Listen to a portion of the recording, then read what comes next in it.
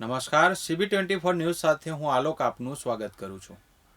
કેન્દ્રીય ગૃહમંત્રી અમિત શાહ 5 ડિસેમ્બરે ગાંધીનગરના પ્રવાસે હતા ત્યારે અચાનક તેઓ તેમના ભૂતપૂર્વ શિક્ષકને મળવા તેમના ઘરે પહોંચ્યા હતા.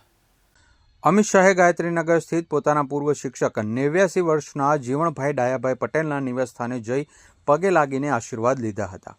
શિક્ષકના ઘરે પ્રવેશતા પહેલા કેન્દ્રીય ગૃહમંત્રીએ તેમના પગરખાં પણ ઘરની બહાર ઉતાર્યા હતા અને શિષ્ટાચાર જાળવ્યો હતો.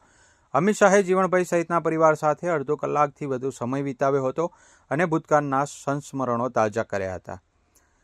જીવણભાઈએ જણાવ્યું કે આ મુલાકાત 21 વર્ષ પછી થઈ છે. તેમણે કહ્યું કે અમિતભાઈએ તેમને બાળપણના દિવસો યાદ કરાવ્યા અને ખાસ કરીને માણસામાં થયેલા વિકાસ અને મલાવ તળાવ એકવાર જોવા માટે આગ્રહ કર્યો હતો. અમિત શાહના શિક્ષક જીવણભાઈએ ઉમેર્યું, તેમણે અમિત શાહને પહેલા ધોરણથી 7મા ધોરણ સુધી ભણાવ્યા હતા. તેમણે ભૂતકાળના શિક્ષકોને યાદ કરતા જણાવ્યું કે પહેલાંના શિક્ષકો પૈસાનો મોહ રાખ્યા વિના બાળકોને શિક્ષણ આપતા અને છોકરાઓ હોશિયાર કેવી રીતે થાય તેના પ્રયત્નો કરતા હતા. અમને તો બહુ સરસ લાગ્યું, મને તો આનંદ થયો. મેં તો કહ્યું કે તને ઘડી તને ભાગ્ય મારા ક્યાં વાત અમારે ઘર પધારે. બરાબર.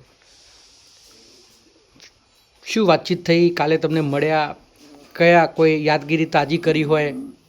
એટલે સારા બધા શિક્ષકોને વખાણ કર્યા અને બધા સારા પણ બહુ પ્રગતિવાળી હતી એ બધું વાતો થઈ ગઈ. બધા શિક્ષકોને યાદ કર્યા, ભૂતકાળના શિક્ષકો હતા.